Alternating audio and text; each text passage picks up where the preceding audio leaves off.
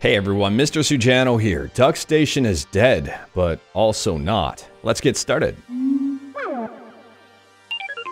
Alright, to kick things off, there were multiple reports today on different websites about Duckstation being officially dead. A lot of these reports cited the fact that the GitHub repository was now closed and in read-only mode. And they also cited this statement from Stenzek, who is the developer of Duckstation. The official quote was, "It's been inactive for a while now, I just made it official." Not saying it's done for good, but on indefinite hold. Now, if we go to the official Duckstation GitHub and take a look at it here, it does say this repository has been archived by the owner. It is now read-only. What this means at a really high level here is basically this project is more or less shut down from future updates. The open source version of Duckstation being put on indefinite hiatus, or basically being closed down, did take a lot of people by surprise. And looking into the details as to why exactly it closed down, and things get a little bit messy.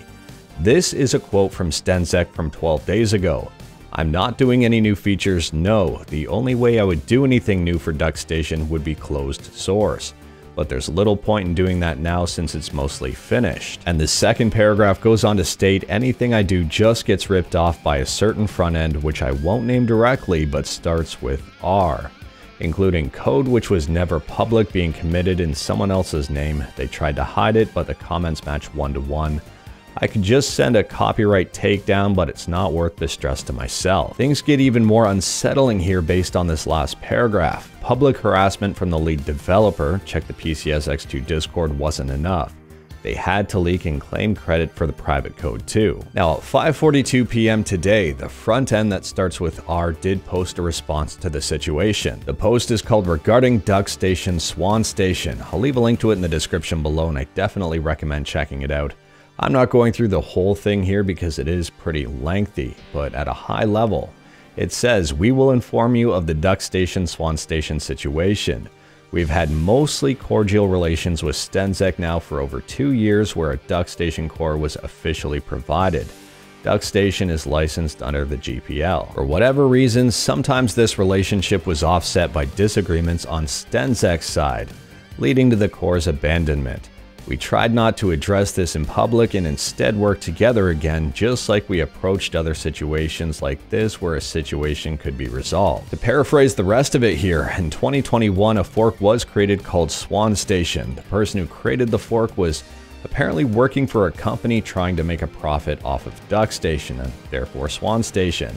This upset Stenzek. Without really getting into the drama here, there seems to be a number of disagreements between Libretro Retro Arch and Stenzek, and interestingly enough here, Stenzek says this: "I fully agree with open source in principle, it's just in practice the EMU community has way too many people trying to rip stuff off and make a buck.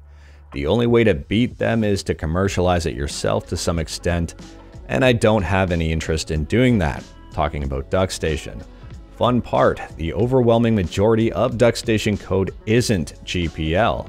There's no license headers in the file. So it really does look like one of the main pillars of this argument is that Stenzek is saying Swan Station is using stolen code, and Libretro Retro Arch here is saying no, it's not stolen code. Now more than likely, Retro Arch and Stenzek had a bunch more conversations behind the scenes that we don't know about, that we'll probably never know about, that really fueled these disagreements. The way I see it here, there's 3 different ways to look at this situation. You can see it as Stenzek being unhappy and just deciding to stop altogether. You can look at it as RetroArch saying, "Hey, you know what? We don't care what you think, Stenzek. We've got everything we need and we're going to continue on without you." And then the third way to look at it, it's 2 people who are disagreeing and everyone loses. Fortunately here though, only the open source version of Duckstation was closed down. Duckstation on Android here is still alive and well. Now if you're curious at all as to how I know the Android app is okay, well, I spoke to Stenzek. I do my best here to make sure my facts are as accurate as possible before I report on something. Stenzek did confirm that the open source version of Duckstation is on indefinite hiatus. However, the closed source version of Duckstation is not dead. The Android Emulator app is closed source, so the Android Emulator app is not dead. In fact, it looks like Stenzek will be improving it, with the latest change being making it fully scope storage compliant. If you are on Android, you have absolutely nothing to worry about with this news. Nothing is really going to change for you. Also, if you're on PC, Duckstation is still available to download if you want it. It's just not really being updated. If we take a look at the game compatibility, only 11 games here have issues out of over 1,200 PS1 games. At the end of the day here, yes, one piece of Duckstation is dead, but the rest of the project is still very much alive. It's probably not near as bad as you'd think, and Stenzek is still developing. They were the person that brought Vulkan to PCSX2, and from what I know here is they're still having fun developing for PCSX2, so I can't wait to see what they do next.